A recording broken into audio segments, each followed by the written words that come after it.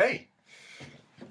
Tu sais, il y a pas longtemps, là, quand j'ai lu Gatsby le Magnifique pour la première fois, j'étais à peu près à moitié chemin, ma mère, elle m'a dit: Hey, t'as-tu trouvé quelque chose d'un petit peu louche avec Nick?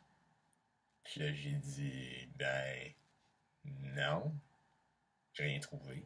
Puis elle a dit: Relis la scène où Nick il est au party de Tom. Puis là, lis les pages après ça, mais comme avec un œil de détective. Puis là, j'ai découvert quelque chose de pas mal important. Est-ce que ça se pourrait que Nick, il y est?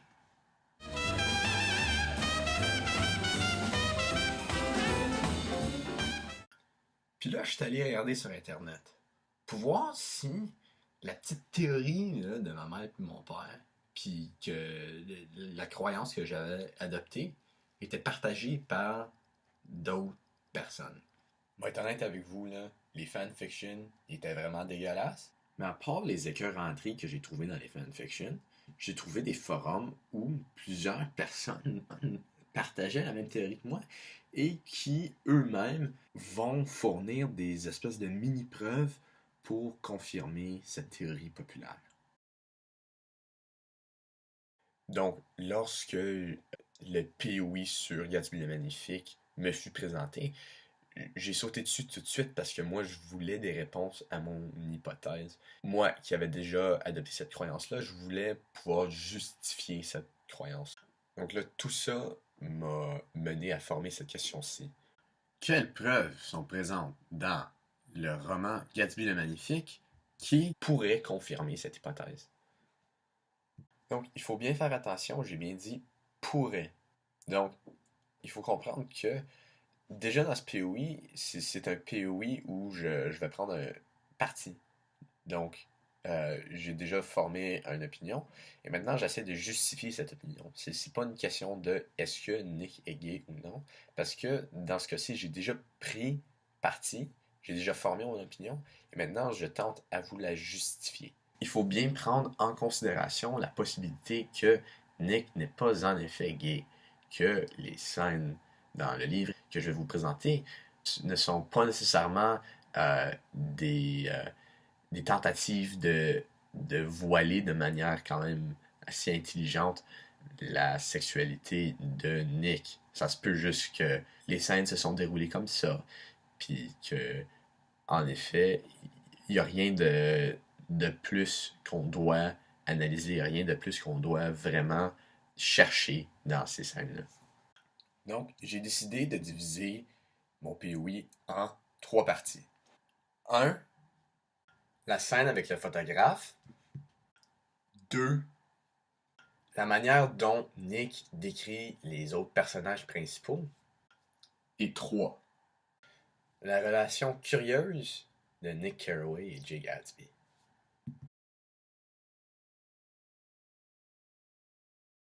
Donc, pour résumer, ce qui se passe, c'est après le party à Tom où tout le monde s'est saoulé la gueule, Nick est dans l'ascenseur avec Monsieur Mickey. Monsieur Mickey, c'est le photographe. Et Monsieur Mickey demande à Nick d'aller dîner avec lui. Non, ça dit déjeuner dans le livre, là. Et là, après des points de suspension dans le livre, sont là les points de suspension. Nick, il se trouve dans l'appartement de Monsieur Mickey et il est debout à côté du lit à Monsieur Mickey où se trouve ce dernier, puis il est déshabillé. Nick, il est pas déshabillé. Le photographe est déshabillé. Mais bon, ça a du sens si Nick est pour quitter l'appartement, Nick il serait rhabillé après avoir fait quelque chose. Avoir fait quoi? Je me demande. C'est parce que Nick puis le photographe, là, il faisait plus qu'un petit partage de photos. Puis là, ben, si tu me demandes, ben là, comment ça se fait que M. Mickey s'est pas rhabillé? Ben là, il est chez lui, il peut faire ce qu'il veut. Mais bon, vous allez pas nécessairement juste me croire de même. Fait que je vais vous lire le passage. Venez déjeuner un de ces jours, me proposa-t-il, tandis que l'ascenseur descendait avec des grincements. Où ça? Où vous voulez. Entendu? Fis-je, j'en serais ravi. Point de suspension. Ça, c'est important. Je me tenais à côté de son lit. Lui était assis entre ses draps en sous-vêtements, un grand carton à dessin dans les mains. Juste parenthèse rapide, Monsieur Mickey est en train de montrer des photos à Nick. La Belle et la Bête, Solitude, Vieux cheval de l'épicerie, Pont de Brooklyn. Puis, je suis à demi endormi sur un quai glacial du niveau inférieur de la Pennsylvania Station, l'œil fixé sur la Tribune du matin, attendant le train de 4 heures. Donc, ce qui vient de se passer, d'après moi, c'est que entre la conversation dans l'ascenseur et où le photographe est en train de montrer à Nick ses photos pendant qu'il est déshabillé dans son lit, donc les points de suspension entre ça, c'est où Nick aurait couché avec le photographe. Nick, peut-être que soit il s'en souvient pas, ou il a peur d'avouer même à lui-même ce qui vient de se passer. Disons que Nick, il se souvient de ce qui s'est passé. Mais là, pourquoi est-ce que Nick, sachant ce qui s'est passé, aurait omis ce détail-là? Il y a deux possibilités. Pour expliquer pourquoi Nick, il l'a pas écrit. Donc, soit qu'il veut pas l'admettre à lui-même, parce que il se croit toujours amoureux de Jordan, ou il se pense toujours complètement hétérosexuel, et donc il veut pas se définir en étant autre chose, parce qu'il pense qu'il est hétérosexuel. T'sais, même si ici c'est pas vrai, les Anglais ils ont un mot pour ça. Ça s'appelle in denial. He's in denial. Donc, Nick, même s'il sait qu'il est gay, il veut pas l'admettre à lui-même. Il a peur de l'admettre à lui-même à cause de la société dans laquelle il vit. Donc, même si Nick n'est pas entièrement hétérosexuel, il va jamais l'admettre à lui-même. Il va jamais l'admettre à ses plus proches. Ou c'est parce que c'est les années 20.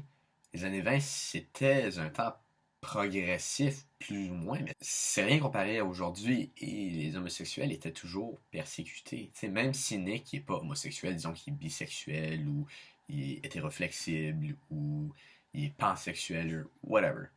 C'est pas quelque chose que dont on parle, c'est pas quelque chose dont on va admettre à cause de la société dans laquelle on vit. C'est les années 20.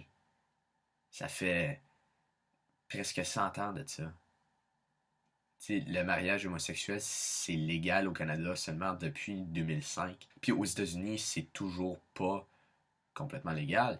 Donc il faut comprendre que la manière dont la communauté queer était vue par le public, c'était quelque chose que l'on regardait pour soi, c'était quelque chose que l'on cachait. Et à cause de ça, Nick il veut pas nécessairement mettre ça dans son livre parce que c'est pas un détail, c'est pas quelque chose que tu partagerais même avec tes plus proches. Donc, n'importe qui a lu Gatsby le Magnifique pourrait te dire c'est qui la blonde à Nick. Ben ouais, c'est Jordan. Et oui, c'est plus ou moins vrai. Bon, même si tu as lu le livre rien qu'en diagonale, tu vas pouvoir me dire que la blonde à Nick, c'est Jordan. Mais, est-ce que vous avez pris en considération la manière que Nick décrit les autres personnages principaux de l'histoire? En effet, c'est vraiment intéressant.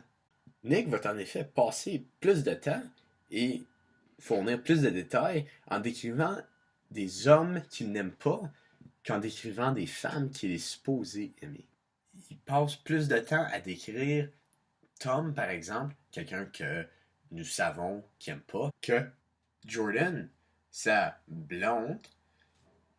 Il la décrit, puis il la décrit pas mal bien, mais il y a quelque chose d'un petit peu bizarre avec sa description de Jordan. Mais peut-être pas bizarre, mais quelque chose, surtout pour moi, que quand je l'ai lu, je me suis accroché là-dessus puis j'étais pas capable de le lâcher. Bon, vous allez voir, là.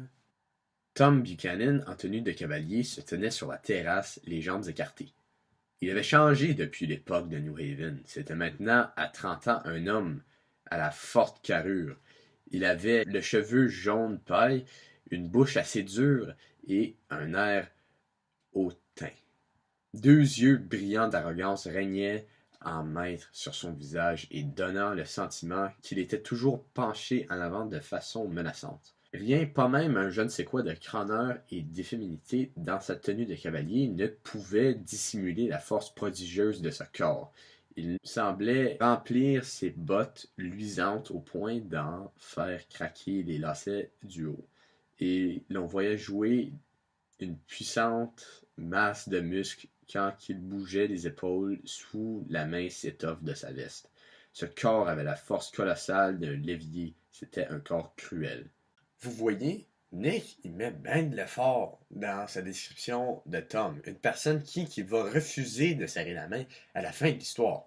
Jordan, par exemple, une femme qui est censée d'aimer, même s'il en parle un petit peu avant, sa première description de son physique se déroule comme ci. J'aimais la regarder. C'était une femme svelte ou petit sein.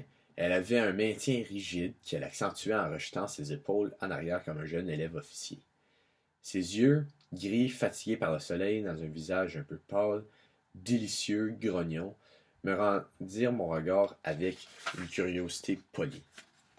J'eus soudain le sentiment que je l'avais déjà vue ou que j'avais vu une photographie d'elle quelque part. Hey, vous l'avez vu, hein?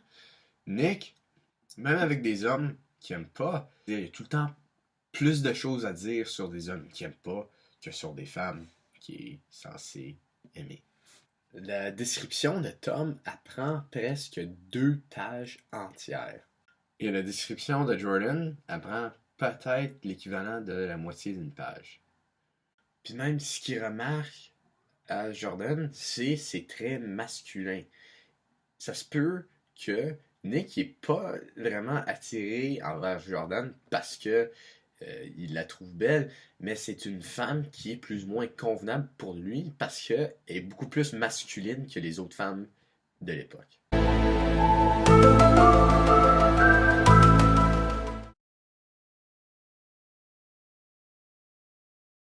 Jay et Nick, ils deviennent des amis quand même assez proches. Jay, lui, respecte Nick comme un individu. Il demande même à Nick une faveur, une des plus grosses faveurs, une des faveurs les plus importantes pour Gatsby, ce serait d'arranger la rencontre entre Gatsby et Daisy, ce que Nick fait sans demander de quoi de retour. Nick devient infatué de Gatsby. Il devient infatué de son argent, son statut, sa personnalité, tout qui entoure Gatsby, tout ce qu'il a à faire avec Gatsby intrigue Nick. Nick, il veut Gatsby. Il veut être alentour de Gatsby. Il veut parler à Gatsby. Il veut avoir affaire avec Gatsby. Tout le temps, tout le temps, tout le temps. Et c'est pour ça qu'il y en parle tellement. Tu sais, pendant tout le roman, c'est Gatsby a fait ça, ou Gatsby a dit ça, ou... Il me semble qu'à chaque fois que Nick est autour de Gatsby, il y a tout le temps une description super détaillée de ce que fait Gatsby dans ce moment-là. De comment lui imagine non seulement Gatsby comme genre le physique, la présence physique de Gatsby dans n'importe quelle situation, mais il imagine également que les moments où il est avec Gatsby, c'est les moments les plus contents dans le roman. Ça, c'est l'imagination à Nick. Ça, c'est Nick qui croit que lui et Gatsby sont faits un pour l'autre. Quand il est avec Jordan, le lecteur, il va pas nécessairement ressentir la même joie, il va pas capter le même sentiment de joie qui est genre donné par le narrateur que quand Nick est avec Gatsby, quand ils sont en train de se parler, quand ils sont en train de... J'ai dire ça, mais quand ils sont en train de chiller ensemble, Nick voit ça comme en étant les moments les plus contents de l'histoire. C'est vrai. En effet, il y a plusieurs personnes, moi y compris, qui pensent que non seulement Nick admire Gatsby, mais Nick est amoureux de Gatsby.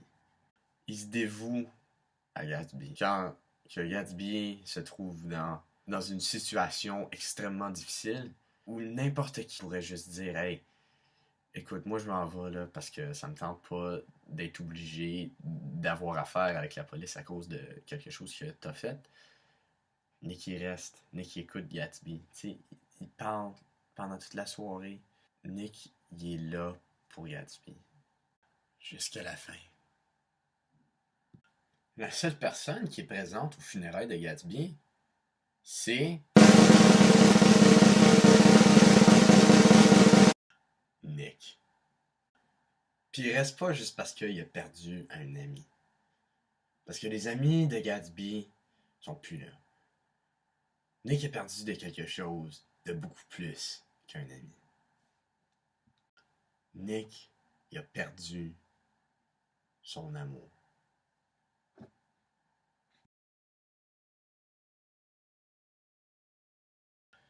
Donc, juste pour conclure rapidement, premièrement, Nick il a probablement couché avec le photographe.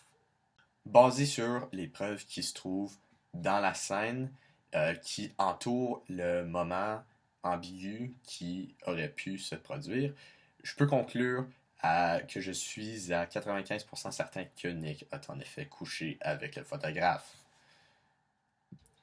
Deuxièmement, Nick il porte beaucoup plus d'attention aux hommes qu'aux femmes quand il est décrit dans le livre.